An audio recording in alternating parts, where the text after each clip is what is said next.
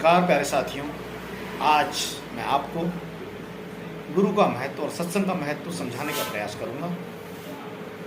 एक गुरु जी के यहाँ उनके प्रेमी थे जो बहुत टाइम से उनके साथ सेवाएं कर रहे थे। एक दिन उस प्रेमी के घर से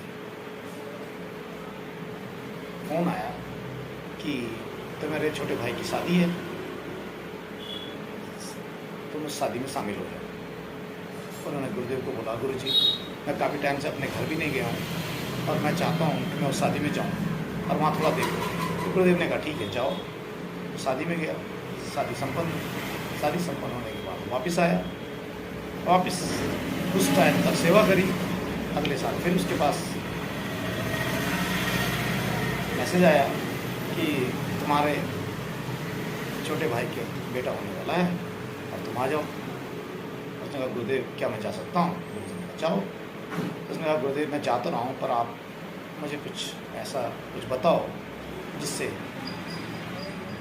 कुछ भला हो। तो उन्होंने कहा ठीक है मैं तुमको बताऊँगा कि जब वहाँ पर बच्चा होने वाला होगा तो वहाँ पर ब्रह्मा जी स्वयं उस बच्चे का भविष्य लिखने उसके माथे पर आएंगे और तुम उससे पूछना कि तुमने उससे क्या लिखा। वो गया वहाँ जाके देखा। वहाँ रात के ठीक 2 बजे के करीब जब सब सो गए तो एक बुजुर्ग व्यक्ति सफ़ेद दाढ़ी वाला आया, हाथ में लाठी लिए हुए। तो उसने रोका, तुम कहाँ जा रहे हो? तो उसने कहा जाने दे मुझे अंदर। उसने जब बहुत रोका तो उसने कहा मैं ब्रह्मा हूँ और इसकी किस्मत लिखने आया हूँ। उसने कहा ठीक है मैं जाने दूंगा, लेकिन तुम्हें उसका बताना होगा तुमने क्या लिखा उसकी किस्मत। उसने किस्मत लिखी, बाहर आया। उसने पूछा तुमने क्या लिखा किस्मत में? उसने कहा मैंने ये लिखा कि ये सदा गरीब रहेगा और इसके पास एक भैंस और इसके पेट भरने के लिए मुझे होगा, बाकी कुछ नहीं। वापिस चला गया। उसके बाद फिर ऐसे ही अगली बार फिर उनकी लड़की हुई। फिर वो वहाँ गया। गुरुदेव ने बोला था भाई ब्रह्मा जी आएंगे। वैसे ही ब्रह्मा जी आए और उन्होंने विधान लिखा। उन्होंने फिर पूछा क्या लिखा?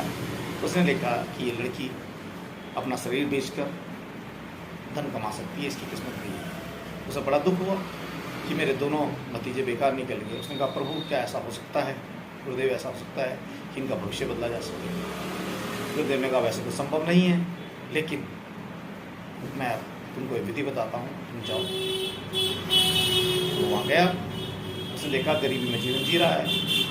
उसने कहा कि ऐसा कर, तू इस भैंस को बेच के आ और इससे जो भी पैसा मिले उससे अनाज खरीद लेना, बाकी अनाज लोगों को